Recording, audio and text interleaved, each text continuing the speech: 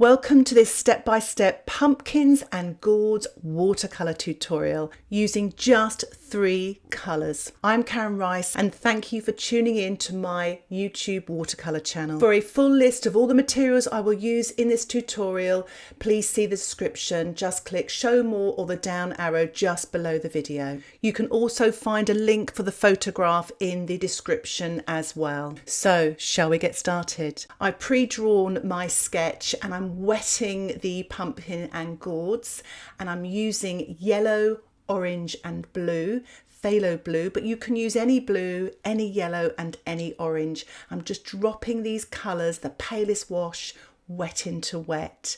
Really sort of having fun with this. It's a nice way of loosening up, really nice, simple sort of building up from light to dark.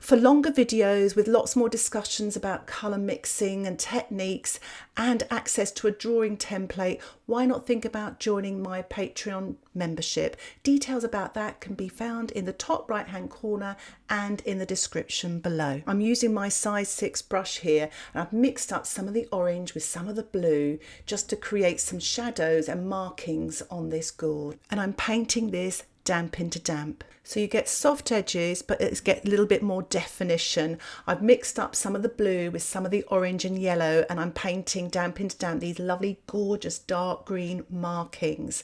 So you get this lovely soft edge again, but they're a little bit more defined. And I'm just going to go around now, just dropping the colours in, damp into damp. And it's so effective, this technique.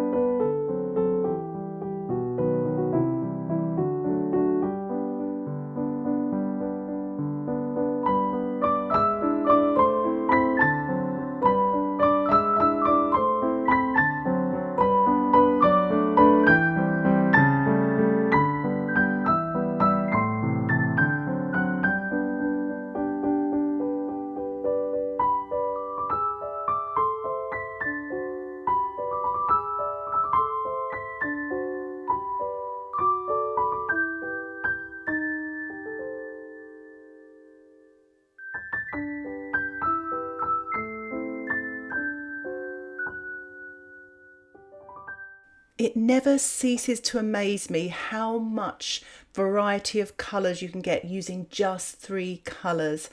I mixed up the blue with a touch of the orange here to create this dark sort of stalk with the shadows and the dark markings.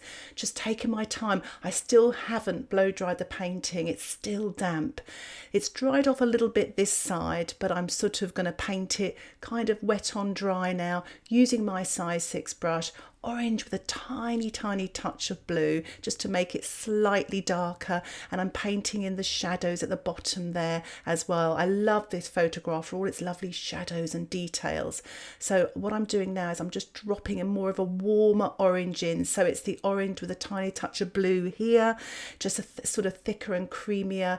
Look how dark that colour is. You get a lovely dark brown, and the reason why is because blue and orange are complementary colours, so they really sort of cancel one another out, so I get this glorious, beautiful brown. And what I've done there is rinsed my brush off, and I'm just softening some of the edges here to create this shadow area. And I'm going to continue on just putting marks on and then softening to build up the detail on this still life.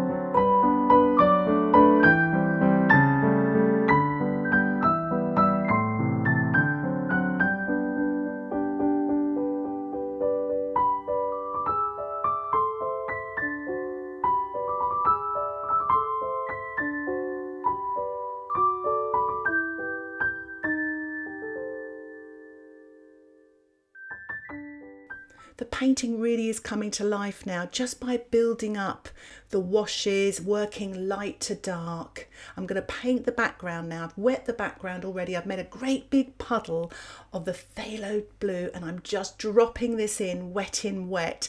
Now you don't have to use this bright colour blue. You could tone it down, maybe put a touch of yellow in there to make it more of a blue-green. It's entirely up to you. It's your painting. But I wet the background so it really helps me. It gives me more time to paint around. If you find your paint is drying very quickly, maybe work on a smaller size just to build up that confidence. I'm using a size 14 brush, and I'm just sort of worked all the way around the outside edge and then gradually coming in and cutting around the still life so that I'm more careful. And I've made a very creamy colour here of the blue with a touch of the orange to create this cast shadow, because it's very dark in this area. Remember, don't be afraid of the dark, but this is damp into damp. The paint is creamy and the surface has sort of just dried off a tiny bit, so it's still got a sheen on there, but it's not as wet. I'm sprinkling some sea salt onto this wet or damp background, and I'm going to let it dry naturally. And wow, look at that. Isn't it amazing what the salt does? All that lovely texture. Make sure your painting's thoroughly dry before you brush your salt off with some kitchen towel.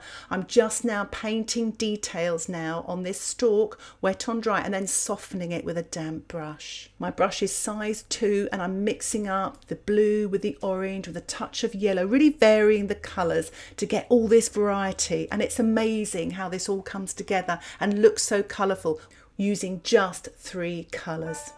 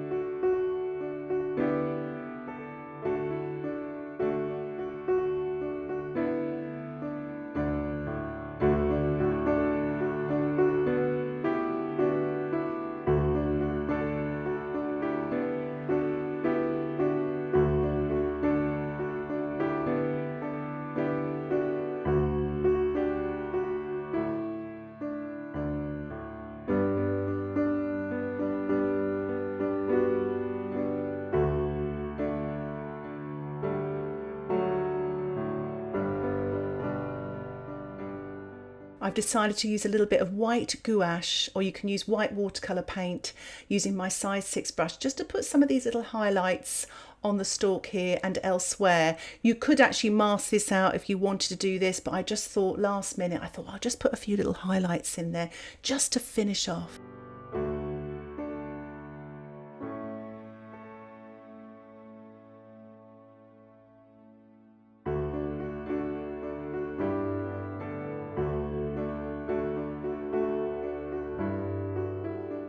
You can finish the painting here, or if you're like me, I give it a little spatter just to bring it to life a little bit more, a little bit of texture. So much fun. I decided to put a touch more detail on the stalks. As you can see, I went mad with the spattering there, just using some of the leftover colours in my palette. I really hope you've enjoyed this tutorial, the building up to light to dark, creating that lovely textured background, building up those tonal values and details on the pumpkins and gourds. Hope it's inspired you to paint along. If you liked this tutorial and you would like to see more like it, why not subscribe to my YouTube channel and you'll get updates of my latest videos. Thank you so much for watching. Happy painting. Bye for now.